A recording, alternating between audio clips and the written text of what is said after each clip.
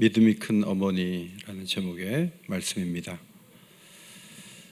갈릴리 사역을 이어가시면서 예수님은 상당히 지쳐 있었던 것으로 보입니다. 우선은 가까웠던 세례 요한이 죽었어요. 목배임을 당해 죽었습니다. 정치인들의 잘못된 결정에 의해서 죽임을 당하는 모습을 주님은 보면서 큰 슬픔을 느끼셨을 것입니다. 사방에서 여전히 많은 병자들이 찾아옵니다. 그들을 고치는 것도 예수님의 체력적으로 많은 에너지를 가져가는 원인이었을 것입니다. 더 힘든 것은 논쟁입니다.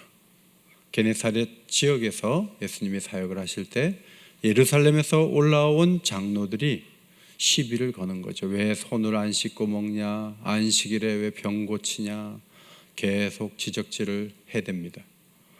예수님께서 그냥 가만히 계실 수도 있지만 손을 씻지 않고 먹는 것이 부정한 것이 아니고 입에서 나오는 것이 더러운 것이다. 입술로는 하나님을 공경한다 하지만 마음은 주님으로부터 멀어져 있는 모습이 안타까우셔서 말씀을 하셨어요. 그 후에 21절 거기서 나가사 많은 사역이 있고 논쟁이 있고 피곤한 환경에서 잠시 벗어나시려는 주님의 모습을 봐요 두로와 시돈으로 가셨습니다. 그곳은 지중해가 보이는 곳입니다. 해안 도시입니다. 우리로 말하면 서울에서 머리 아픈데 속초로 강릉으로 간 거예요. 그럼 제자들은 이제 좀 MT를 가나 보다, 좀 쉬러 가나 보다 그런 생각을 했겠죠.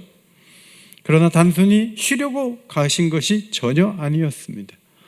엘리야가 시돈 땅 사렙다에서 한 과부와 아들을 먹였던 것처럼 그곳에 주의 자비가 필요한 한 여인과 딸이 있었습니다. 그들을 돕기 위해서 가셨던 것입니다. 가나안 여인 한 사람이 찾아왔어요. 그리고 이렇게 외쳤습니다. 주 다윗의 자손이여 나를 불쌍히 여기소서. 내 딸이 흉악하게 귀신 들렸나이다. 주 다윗의 자손이여, 유대인들이 메시아로 생각하는 또 다른 명칭이에요. 그분이 오면 구원이 이루어지고 그분이 오면 모든 문제가 해결될 수 있다는 생각을 가진 그 표현이 다윗의 자손이거든요. 다윗의 자손이여 라고 불렀어요. 두로와 시돈 지경과 이 갈릴리호수는 좀 떨어져 있어요.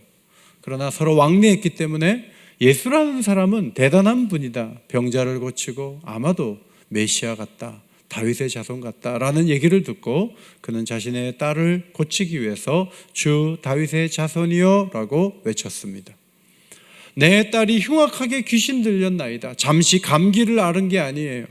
7일 격리가 끝나면 해결되는 그런 아픔이 아니에요. 계속 귀신이 들려가지고 이상한 행동을 하는 거죠. 고통을 주는 거죠. 더 이상 나쁠 수 없는 최악의 상황을 여과 없이 드러냈습니다. 내 딸을 고쳐달라는 거예요. 저는 오늘 여기서 나를 불쌍히 여기소서라는 이 어머니의 호소를 보면서 감동을 받습니다. 딸이 불쌍한 거지 엄마가 불쌍한 건 아니잖아요. 딸이 귀신 들린 것이 엄마가 귀신 들린 건 아니에요. 딸이 귀신 들려서 내가 고생합니다, 그런 의미가 아니에요. 딸이 아픈 것은 내가 아픈 거예요. 딸이 힘든 건 내가 힘든 거예요. 딸과 나는 하나예요. 나를 불쌍히 보세요. 그리고 내 딸을 고쳐주세요. 이렇게 동일시하는 어머니의 따뜻한 마음을 보게 됩니다. 헬라어 성경을 보니까 엘레손 메라고 외쳤어요. 간단하죠? 엘레손 메, 나를 불쌍히 여기소서. 모든 어머니는 자식의 아픔을 자기 아픔으로 받아들이죠. 자녀가 실수합니까? 잘못합니까? 길을 벗어났습니까? 앞으로 가는 것이 느립니까? 모든 것이 어머니의 아픔으로 다가오죠.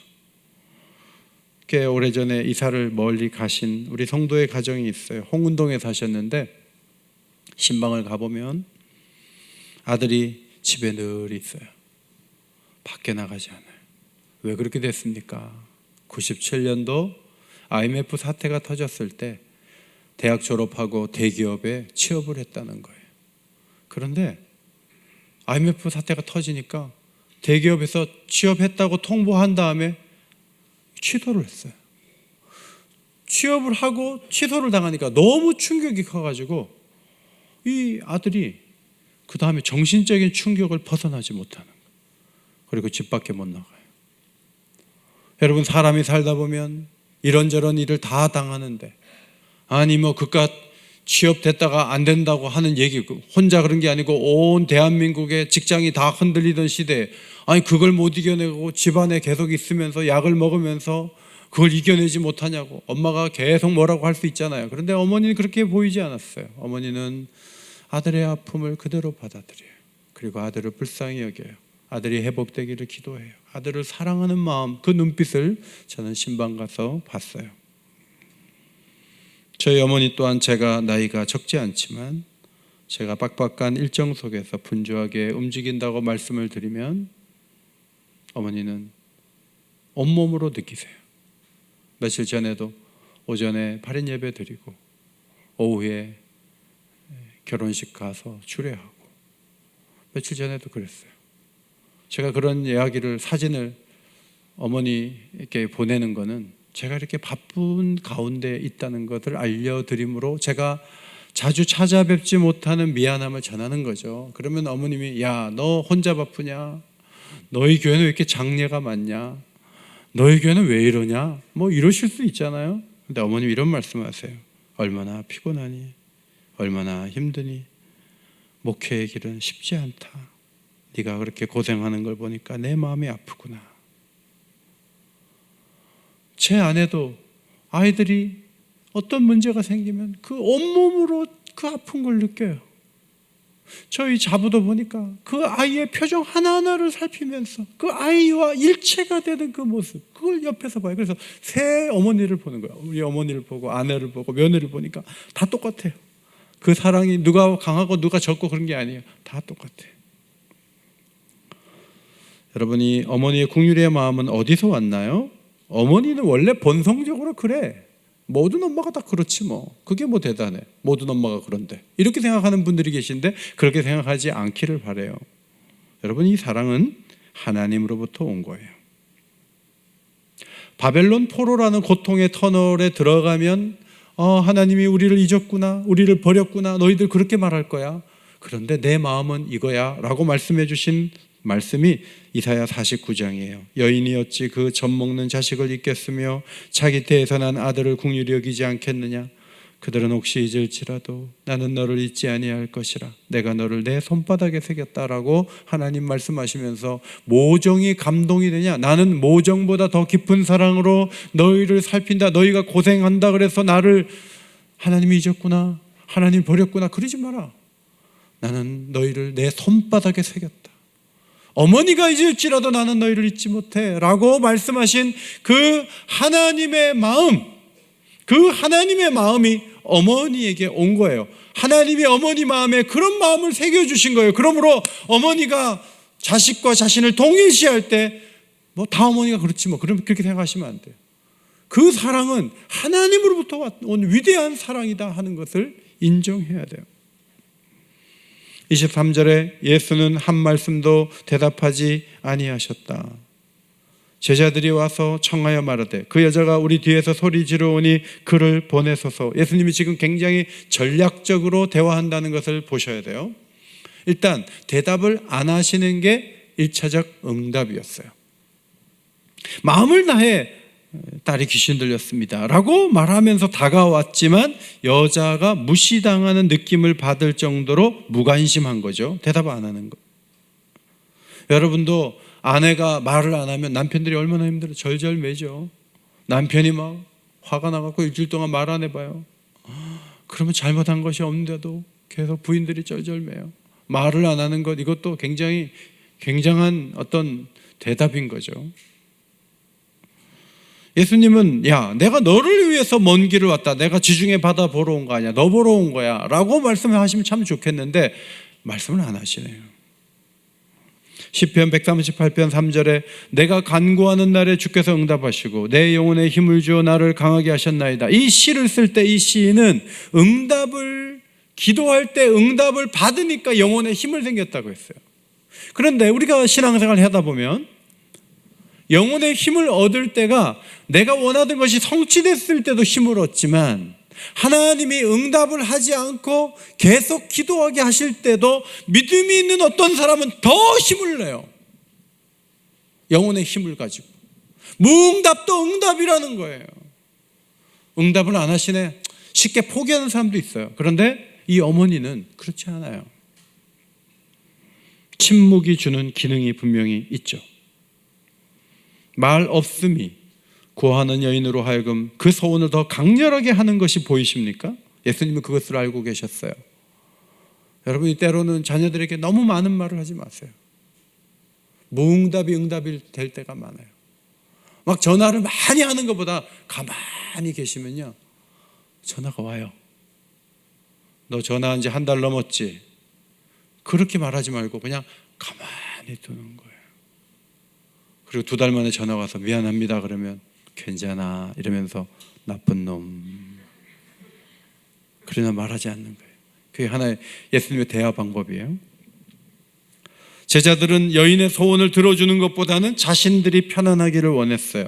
와, 지중해가 보인다, 맛집이라도 가서 바다를 보면서 식사라도 하면 너무너무 좋겠다, 이런 꿈에 젖어 있는데 여자가 와서 막 괴롭히니까 제자들은 머리 아픈 거예요. 예수님 능력 많으신데 빨리 고쳐서 보내세요. 우리가 이제 본격적으로 좀 쉬어야 되지 않겠습니까? 제자들은 여인의 상황은 전혀 안중에 없었어요. 예수님이 주도적으로 빨리 해서 보내세요. 우리의 시간을 갖기를 원합니다. 자기중심적이죠. 예수님이 거절의 의사가 다시 분명하게 표현된 것이 24절입니다. 자, 24절 중층 위에 계신 분들 한 목소리를 읽어주시기 바랍니다. 시작. 나는 이스라엘 집에 잃어버린 양 외에 다른 데로 보내심을 받지 아니하였노라 하시니. 예수님은 인종적인 편견이 있으시네요. 이스라엘 집의 어린 양만 고쳐준대요. 이방인은 고쳐주지 않으신대요. 예수님의 우선순위와 원칙이 있다는 거예요. 너는 이방인이어서 내가 도와줄 수가 없구나, 지금 그 말씀을 하시네요. 여러분은 이런 예수님의 의도적인 말씀을 보면 어떤 생각이 드십니까? 사실 예수님은 처음으로 이렇게 말씀하신 게 아니고 마가복음 1장에 보면 전날 치료하는 과정에서 많은 사람을 치료하시니까 다음날 많은 사람이 왔거든요. 그래서 예수님이 새벽에 기도하러 가셨는데 제자들이 와서 모든 사람이 찾습니다 그랬어요. 그때 예수님이 이렇게 말씀하셨어요. 우리가 다른 마을들로 가자. 거기서도 전도하리니 내가 이를 위하여 왔노라. 원칙이 있잖아요. 원칙. 치유 사역이 중요하지만 전도가 더 중요하다는 예수님의 원칙을 보게 돼요. 자녀들을 키울 때도 손님이 오면 다 받을 거예요? 모든 만남 다 나가요? 애들 밥도 안 차려주고 모든 걸 어머니가 다 했으면 애들이 잘할 수가 있어요? 자기 나름대로 우선순위를 정하되 자녀에게 집중하니까 애들이 잘 자라는 거지, 그냥 모든 모임에 다 나가고 애들을 방치했다면 애들이 망가질 거예요. 예수님도 유대인에게 우선 일하겠다는 우선순위가 있었던 거예요. 이 내용의 핵심은 이거예요. 인종적으로 너와 딸은 내 국률의 대상이 아니다, 뭐 그런 말씀이었어요. 의도적이고 전략적인 말씀이었습니다. 이 여인의 반응을 보십시오. 25절입니다. 여자가 와서 예수께 절하며 이르되 주여 저를 도우소서. 인종적으로 안 된다고 하시는군요. 그런데요, 우리 딸을 도와주세요. 저를 도와주세요. 주여 저를 도우소서. 헬라어 성경을 보면 큐리에 보에테이 모이라고 외쳤어요. 큐리에 보에테이 모이. 주여 나를 도와주십시오. 이 보에테이라는 그 원형은 보에테오라는 헬라어 동사예요. 이 동사가 고린도 후서에 한 번 더 기록되어 있어요. 고린도 후서 6장 2절 내가 은혜 베풀 때 너에게 듣고 구원의 날에 너를 도왔다. 여러분, 이 말씀은요, 이사야서 49장 8절 말씀이에요. 은혜의 날이 오면 누구나 도움받을 수 있는 날이 온다는 거예요. 그래서 모든 사람이 은혜의 때를 구하고 구원의 날을 기다렸어요. 그런데 사도 바울이 이렇게 해석했어요. 보라 지금은 은혜 받을 만한 때요, 보라 지금은 구원의 날이로다. 바울이 이런 해석을 내리기 전에 은혜의 때와 구원의 날을 선포한 사람이 있어요. 바로 이 가나안 여인이에요. 주여 저를 도우소서. 잃어버린 이스라엘 집 양 외에는 내가 다른 데로 보냄을 받지 못했어 라고 말씀하셨지만 이 여인이 말하는 거예요. 주님께 원칙이 있지만 은혜와 구원의 날은 그 위에 있는 게 아닌가요? 저를 도와주세요 하고 적극적으로 손을 내밀었어요. 자식이 도움을 요청할 때 아버지들은 명분과 체면을 앞세워요. 자기 일이 너무 바빠서 아이들의 요청을 잊어버려요. 저도 에스라 청년부 섬길 때 학생들이 너무 좋아가지고 이런 얘기했어요. 나는 우리 사남매보다 너희들이 더 좋아, 막 그랬어요. 그때 애들이 에이 거짓말 막 그러면서 우리가 웃었어요. 전 그때 정말 아이들이 좋았거든요. 그래서 명절을 다 반납하고 아이들하고 같이 막 움직이고 MT 가고 늘 그랬어요.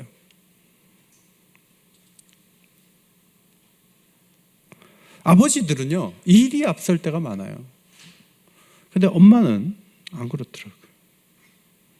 엄마는 포기할 상황이 와도 포기를 안 해요. 엄마가 그게 어머니들의 공통점이에요. 다 끝난 것 같은데 하나님 끝난 게 아닌데요.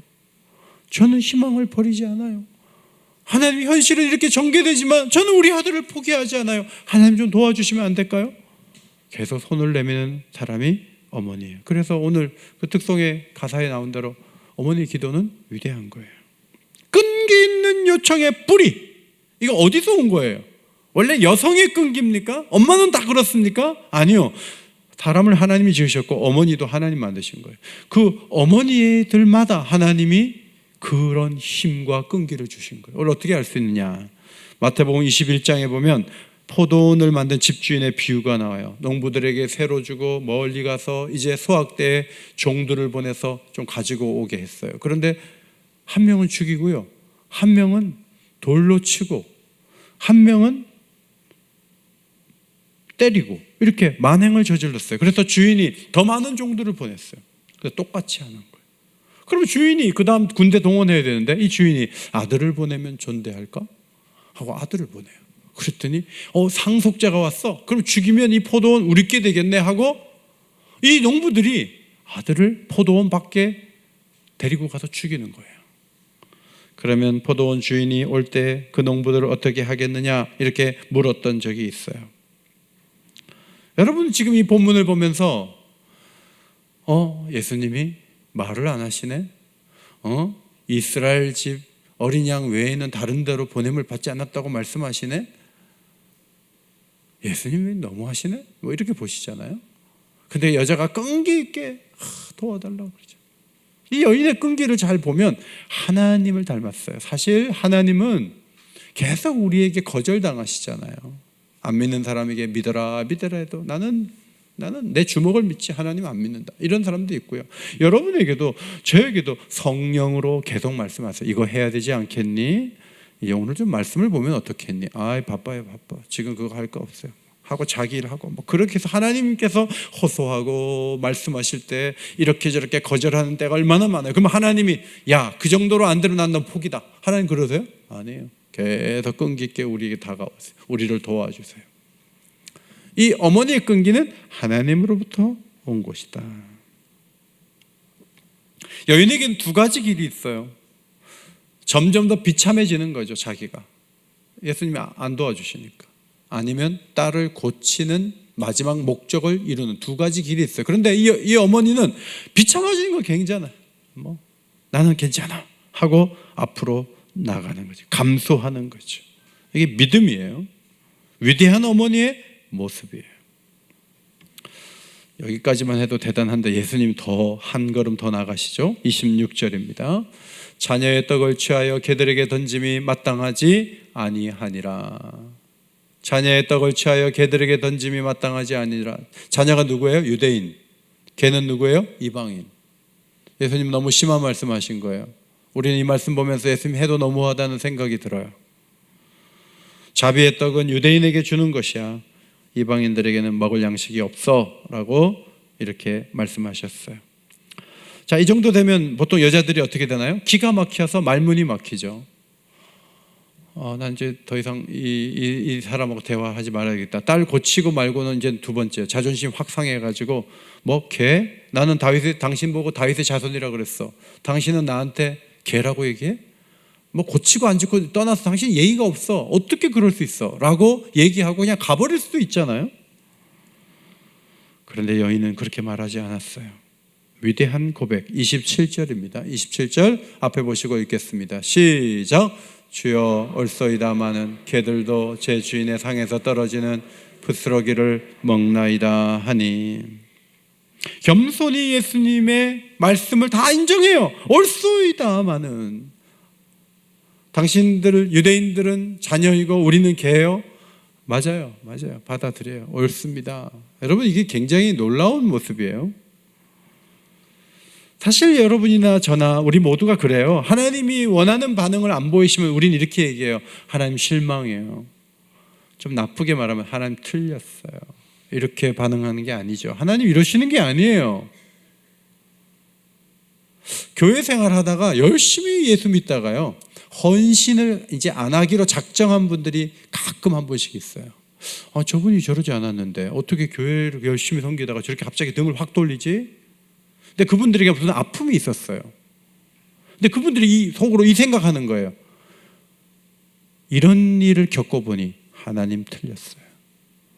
내가 맞았어요.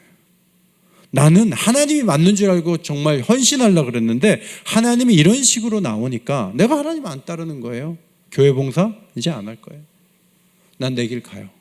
나 보세요, 이제 예배고 뭐가 없어요. 난 내 길 갈 거예요. 그분들의 그 마음속에 뭐가 있냐면 하나님 틀렸다는 거예요. 목사가 틀렸다는 거예요.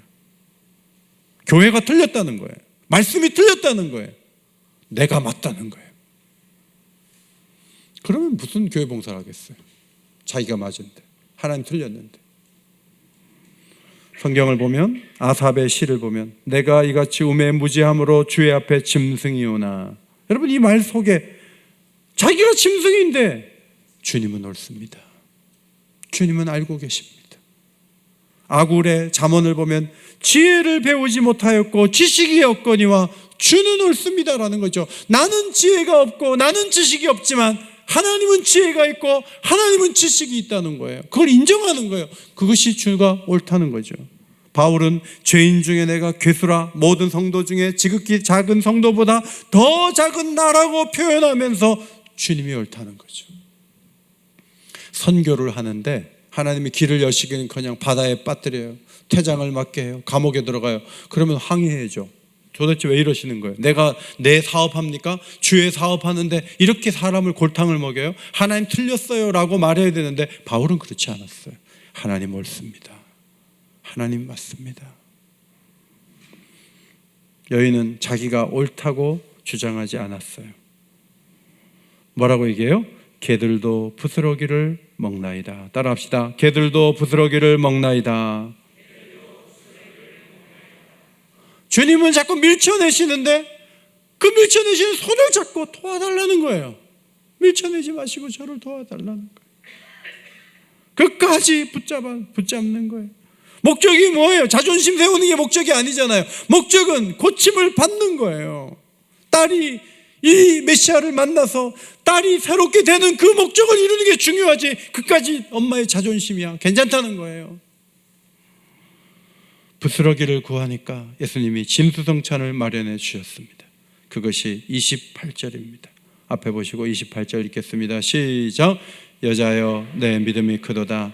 내 소원대로 되리라 하시니 그때로부터 그의 딸이 나으니라. 여러분, 하나님께 긍휼과 은혜를 입으려면 자식이 아니고 품꾼의 하나로 써주셔서 그런 마음이 있어야 돼요. 그러면 하나님이 품꾼의 하나로 쓰지 않잖아요. 아들로 대접하잖아요. 문제는 그 자존심 때문에 부끄러워서 못 가겠다, 어떻게 가냐 이러면서 안 돌아오면 그러면 길이 없어요. 여인은 완전히 낮아진 상태에서 예수님께 자신을 드러냈어요. 저는 이 어머니의 이 모습에 참 감동을 받았습니다. 딸을 고치고야 말겠다 하는 그 한없는 어머니의 사랑. 이 가나안 여인만 그래요? 아니요. 모든 어머니가 다 그래요. 다 똑같아요. 자녀를 위해서 가난해지죠. 저희도 애들 안 키우고 저축했으면 몇 억은 모았겠네. 그 돈 모아가지고 그냥 잘 살 수 있잖아요. 여러분, 엄마들은 아기를 키우면서 피부가 망가져요. 배가 다 트더라고요. 피부가 망가져요. 허리가 아파요. 온통 시간과 모든 에너지를 아이에게 집중해요. 고등학교 때 친구 애들 다 키워놓고 만나더라고요. 못 만나요.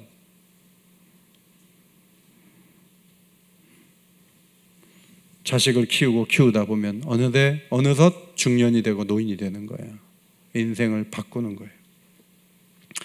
그런 자식이 잘 된다면 내가 내 모든 것을 갈아서라도 내가 주겠다는 그 마음은 어디서 온 거예요? 이것도 하나님으로부터 온 거예요.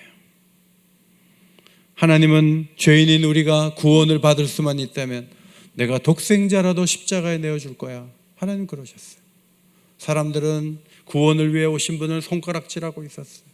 못을 박아가지고 아주 비참하게 만들었어요. 포도원 비유에 나오는 그 포도원 밖에서 죽이는 그런 농부들처럼 사람들은 예수님을 함부로 대했어요. 제6시로부터 온 땅에 어둠이 임하여 제9시까지 계속되더니, 여러분, 이 하나님이 말씀을 했으면 거기 있는 사람 다 죽었어요. 그런데 하나님 말씀하지 아니하시고 3시간 동안 정오부터 3시까지 어두컴컴하게 하면서 자신의 아픔을 표현하셨어요. 그러면서도 사람들의 구원을 위해 하나님은 기다리셨어요. 바로 이 하나님의 그 마음과 어머니의 그 마음의 결이 같은 문이에요. 3가지. 어머니의 동일시하는 마음, 포기하지 않고 끈기 있게 나가는 마음. 여러분, 이런 것들이 잘 보면 하나님을 닮은 거예요. 하나님을 닮은. 그래서 어버이 사랑에 감사하는 거는요, 하나님의 은혜를 아는 것과 관련이 있는 거예요. 그래서 성경에 보면 어버이에게 공경하면 여기 땅에서 하는 게 잘 되고 내가 잘 되고 장수하리라. 오랫동안 150살까지 산다, 그런 뜻이 아니에요. 하루를 살아도 사람답게 살고 보람을 갖고 의미 있게 사는 비결 가운데 하나가 나를 키워주신 부모의 공로와 사랑을 기억하는 거예요. 본능적으로 자식은 그냥 위하게 되어 있어요. 그런데 주신 사랑을 베풀어 주신 그 부모를 기억하고 존중하고 전화하고 용돈을 보내는 거는 가르쳐야 되는 거예요. 잘 안 해요. 저도 그게 어려워요. 어머니를 보면서 하나님이 보여야 돼요. 교회에서는 막 엄청 인정을 받아갖고 막 교인들이 전부 훌륭한 교인이라고 하는데 자기 어머니한테 전화도 안 해. 용돈도 안 줘. 어떤 자식은요, 부모하고 소식을 끊고 살아요. 그리고 교회 나가면 그 사람이 무슨 사람다운 행동을 하겠어요? 하나님의 은혜를 안다고 하는 사람은 어버이의 사랑을 고맙게 여기고 어버이를 사랑하는 자리에 나가는 거죠. 그것이 마땅한 거예요. 다 연결되는 거예요. 여러분이 부모에게 잘하면요, 자식들이 봐요. 저도 어머니께 매달 용돈 드려요. 애들을 데리고 갈 때는 애들 보는 앞에서 이렇게 드려요. 무슨 말이죠? 봤지? 너무 송금만 하지 마시라고. 애들 어릴 때부터 데리고 다니면서 애들 데리고 갈 때는 5만 원 더 넣어가지고 드려요. 그러면 애들이 그걸 보고, 아, 국가가 우리 부모를 살게 하는 게 아니라 우리가 보살펴야 하는구나. 여러분, 돈만 나오면 다 되는 거예요? 아니잖아요. 전화가 한 통이 와야지, 소식이 좀 들려와야지, 손주들이 연락이 좀 와야지 사람이 사는 것이지, 일주일 내내 전화 한 통 못 받는 삶이 얼마나 비참하고 어려워요. 언젠가 우리 부모가 독거노인이 될 거고 우리 또한 독거노인이 될 날이 와요. 뿌린 대로 거두는 거예요. 모든 부모님들은 쉬지 않고 끈기 있게 자녀를 위해 기도하세요. 부스러기라도 좋습니다. 우리 아들을 도와주세요. 우리 딸을 도와주세요. 하나님이 그 기도에 응답해 주실 줄 믿습니다. 부모와 자식과의 관계가 좋아야 돼요. 그런 귀한 모습을 하나님께 보여드림으로 하나님께 기쁨이 되는 주의 백성들이 다 되시기를 예수의 이름으로 축원합니다. 어버이의 그 사랑의 마음을 하나님이 새겨주셨습니다.